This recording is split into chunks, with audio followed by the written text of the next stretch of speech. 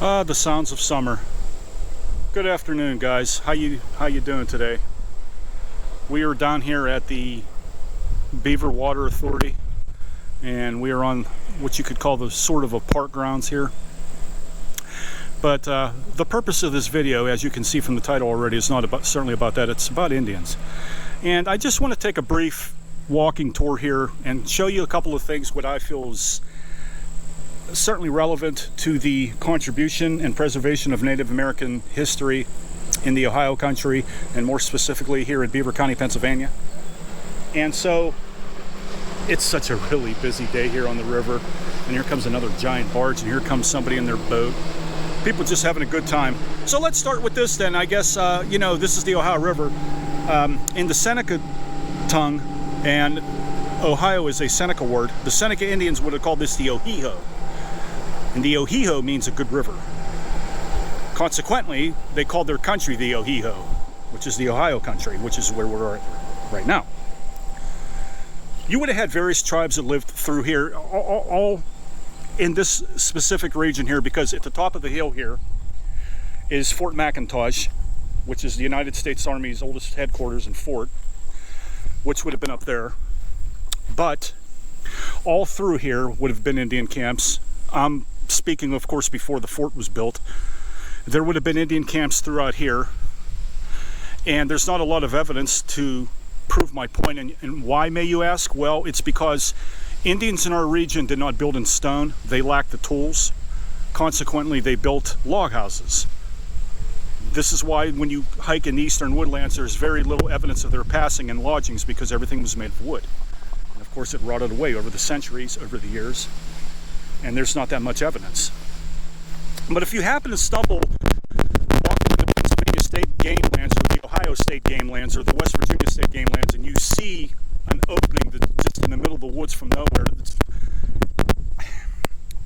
without investigation, superficially speaking, it was most likely an Indian camp. And you would have had this all throughout right here, especially on the shores of the Ohiho here. And you would have had an abundance of tribes: Shawnee, Mingo, Lenape. Chief Logan himself was a Mingo Indian. You heard of Chief Logan. I have a very extensive article about him on my beavercountyindians.com website. So what I've initially decided to do is I'm going to post videos in various locations throughout Beaver County explaining the significance of the Indian history and contribution. And I'd like you to join me on these tours, and just so you can get a general familiarization with the kind of tribes that were here, the kind of languages they spoke, what they did, their purpose, their interactions with white settlers, and so forth. Sort of like what I do on the Beaver County Indians website with articles. Now I want to kind of transfer that to video. So this video will be up on my YouTube channel, but it will also be on the beavercountyindians.com website. Be sure to check that out. Please join up and sign up for the newsletter, because the newsletter will be coming shortly. It will tell you the coming to going to the website, the initial projects that we have in store, and the future contemplations of more projects. You will be the first to do such things. There's no doubt in my mind here that what you see before you, ladies and gentlemen, of the Ohio River, Chief Logan himself would have used a canoe. He would have traveled up and down the waterways. The reason why he would have done that, of course, is to have contact with the other tribes in the surrounding regions, going way up there in the north, and then going clear down here to south in Pittsburgh, where Fort Duquesne would have been, and the other various forts around that area. And that is one huge barge. Check that out, guys. Isn't that something? I don't know how well the camera's going to pick that up, but so this would have been the obvious waterway for the Indians in the region, and not only for the Indians, but for the white settlers. There's also no doubt in my mind that George Washington probably slipped through here from time to time, as well as Lewis and Clark, because you have the Beaver River starting right over there by the P&LE train bridge, okay? The Beaver River dumps into the Ohio, and of course we all know that Lewis and Clark started their journey in Pittsburgh, and they would have went up the Beaver River, and then would have went back from the Beaver River, and they would have came down the Ohio. So there's a lot of history just from this standing point alone, ladies and gentlemen. You're seeing a lot of great history, even though you may not see evidence of it I assure you there's an abundance of things left over. Probably good arrowheads, probably good spearheads. Maybe if you're really lucky, you might find some pieces of pottery, although pieces of pottery in Beaver County have not really been discovered in a very long time, so I'm going to put my doubt on that. I think the jury is still out on that one, but what the jury is not out on are arrowheads. And if you know where to look, if you really know where to look, you can find them. And you can start by right here in these sandy little areas right here. You can come down here with a bucket and a little shovel, and the deeper you dig, depending on the currents, depending on what kind of storms we've had, sometimes they will wash up, sometimes they will wash out. It all depends. But if you're patient and you come down here, I have found several arrowheads down here. I have shown them, I believe, on my Indian website. You might want to check them out. I do plan on posting more photos of the recent arrowheads that I have found. They all have not been from this place. It's been various places in Beaver County, especially here in the Borough of Beaver, because the Borough of Beaver is one of the oldest historical towns in Beaver County. It was established in 1792 and it was incorporated in 1802. That's before the War of 1812, and that is certainly at a time at the height of the Indian population in this area. From there, it dwindled for obvious reasons. White settlers, violence, the Yellow Creek massacres, Dunmar's War. Many things were beginning to happen that would diminish the significance of the Native Americans. All sadly just too much. It's very sad what has happened, and it's very sad what has taken place. And it's even more tragic that we don't remember the Native American contribution to our area here. Not just Beaver County, but the entire Ohio country. That's my focus. And I think as a writer and as a person who is a lover of history, and if that's you too, we need to make a better standing contribution and preservation of that heritage and culture. It's vitally important to remember who was here first, and there's still ongoing contributions. Just look around Beaver County. Look at the Indian names that we have: Blackhawk, Susquehanna, Beaver itself, King Beaver. King Beaver was a famous Indian chief. His brother was Shingas, who was a very violent chief that scalped many people here in the Beaver County area. A lot of blood lays in this ground, just a lot of it. Tuscarora, okay, that's a huge Indian name. I mean, you know, Native Americans have never left. All of these tribes that assembled here were just some of the most magnificent cultures ever to walk on the continent of North America. Chippewa Indians. Chippewa is named after the Chippewa Indians. Even though the Chippewa Indians did not live in this area, I would highly confident in asserting and conveying to you that they certainly passed through this area. And I would even be strongly more confident to even suggest to you that we even had Cherokees passing through this area. They didn't live in this area. They may have had a few families that could have done that. There's no evidence of that, but it would not be on, that's not beyond my comprehension or surprise. A lot of tribes came and went out here. This was a big route, ladies and gentlemen. It was a big trading route. You had Salkunk over there by the bridge, right behind there where Bridgewater's at. Across the Beaver River in the Rochester, that was a huge Indian village. Salkunk was one of the most notorious Indian villages in this area in terms of where Indian leaders met to negotiate peace treaties with white settlers. And not only that, but they would also trade things. So it was a very huge, not only was it a place of negotiation, it was a very huge trading post. Very significant. I showed you pictures that I've taken pictures of the plaque that's down here that tells more about Salkunk. Now there's a family down here and I don't want to disturb them, so I'm going to have to go up here.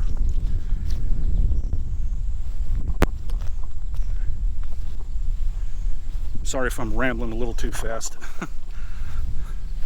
I'm trying to remember that I'm actually on camera, but I'm talking like I'm just talking to somebody else. I should put a windscreen on my microphone.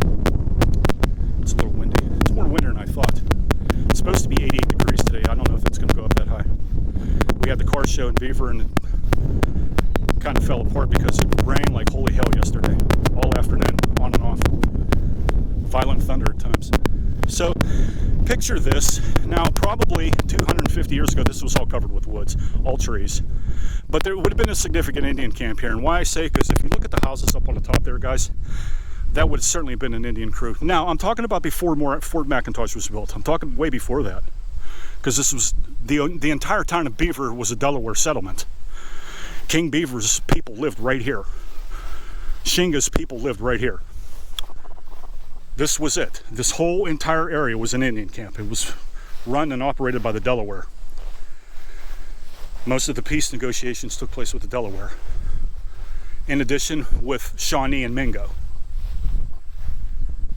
What's significant about the tribes of Beaver County, and I'm getting, I'm lasering in here, but we had Algonquin peoples and we had Iroquois peoples. Two different cultures, two different languages. Very rich in abundance, very rich in difference, very rich in religious beliefs, completely different in language.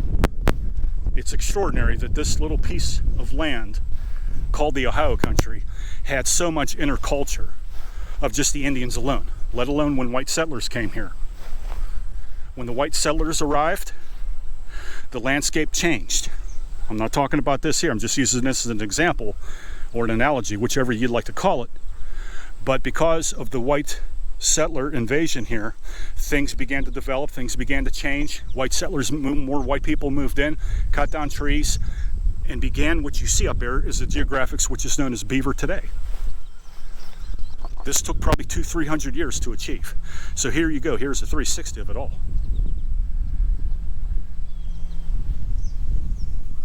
All of this, ladies and gentlemen, this is all complete 100% Indian territory. All of it. The entire land.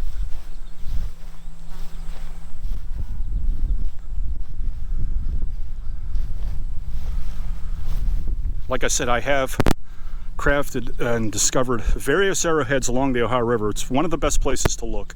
There's also a lot of creeks in Beaver County that you can look to find arrowheads, but you have to be careful because you have to be able to determine the difference and have the ability to recognize whether it's a man-made creek or if it's been there for a couple of hundred years. If it's a man-made creek, it's highly unlikely you're going to discover arrowheads.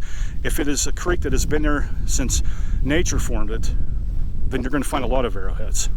Most arrowheads are discovered in creeks. The reason for that being is because these creeks were, havens for fishing spots. A lot of the Indians would use spearheads to catch them, and they'd use arrowheads. So that's why you find them. Indians constantly made arrowheads. They were made out of stone, and they didn't last very long, depending on how many times the hunter would use it. They would break. They weren't indestructible. They didn't have steel. That was the only thing that they built in stone, was their arrowheads and their spearheads. So I get asked a lot, well, what about Indian Rock over there in South Beaver Township? I took a video of that. It's on my website, beavercountyindians.com. You can check it out. That was not made by Indians. I just don't believe it. I don't care what somebody tells me. I have archaeologists that even agree with me. As I said, Indians did not build in stone. They lacked the tools. When you see those 3 holes that are in that big rock, it wouldn't have served any significant purpose that I can think of. In my research thus far, it wouldn't have been used for anything. Indians did use stone for grinding things. Yes, you can find those. You can find grindstones all over the place. They're actually pretty abundant if you know where to look. But again, when I say Indians didn't build in stone, I'm saying that they didn't have fortifications. Okay, they didn't have houses. They didn't have that kind of thing. If they would have had those kinds of tools, we'd have we would have ancient residences of Indians from long ago, and that would have been great. But in this region, they did not live in teepees, and they did not build in stone. So that rock probably was carved by somebody. I'm not saying that maybe some Indian did not have anything to do with it, but I'm just telling you that for my intents and purposes, according to my research, I do not believe that it served any significant job or duty for anything that's related to Native Americans. That's just my opinion. You can feel free to disagree, but I don't see it. I just don't see the evidence. And you can check out that video. Maybe I'll post a link below this video and you can see for yourself. It is a fascinating piece of rock, but I don't think it's significant to Native American culture. At least I don't believe it is. So, I think it's important to remember, in closing this video here, I think it's important to remember what you see here is beautiful. This is a very modern landscape. It's quite peaceful out here. It's a huge, enormous piece of yard here. it was taken. It was taken by illegal means. It was taken by legal means, but underneath it was illegal. Not one single treaty that has ever been signed with Native Americans, including the Treaty of Fort McIntosh, the Treaty of Fort Stanwix, name them. Again, I have the various treaties on my Indian website, and you can read them for yourself. I have the translations there, and none of it was ever honored. Every treaty that we signed with Native Americans, we broke. And the result is this is all land owned by white authority. All of this once belonged to wonderful cultures and people. Yes, they had their violence. Yes, they performed acts of slavery. Yes, they performed atrocities on one another. But I think we do the same thing, don't we? Nevertheless, what you see here, this is all sacred land. It is still sacred. It is still sacred to the Delaware to this day, even though it doesn't belong to them anymore. This is sacred land. It's the land of the Turkey clan. It's the land of the Turtle clan, which is part of the Delaware tribes. Shingas walked here. Chief Logan walked here. King Beaver walked here. So, I'm going to remind you of something here in closing the video. Have you ever heard of Logan's Lament? Well, it is on my website, but I'm going to read it to you. And I'm going to end the video with this. The words of Chief Logan. Well, let me read a little caption first.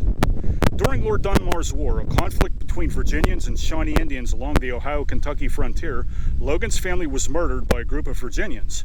In the peace negotiations that ended this conflict, Logan had the following speech delivered to Lord Dunmar, the royal governor of Virginia. The speech, famously praised in 1785 by Thomas Jefferson in his notes on the state of Virginia, became one of the most famous examples of Indian oratory in all of American history. I quote Chief Logan, "I appeal to any white man to say, if he ever entered Logan's cabin hungry, and he gave him not meat, if he ever came cold and naked, and he clothed him not. During the course of the last long and bloody war, Logan remained idle in his cabin, an advocate for peace.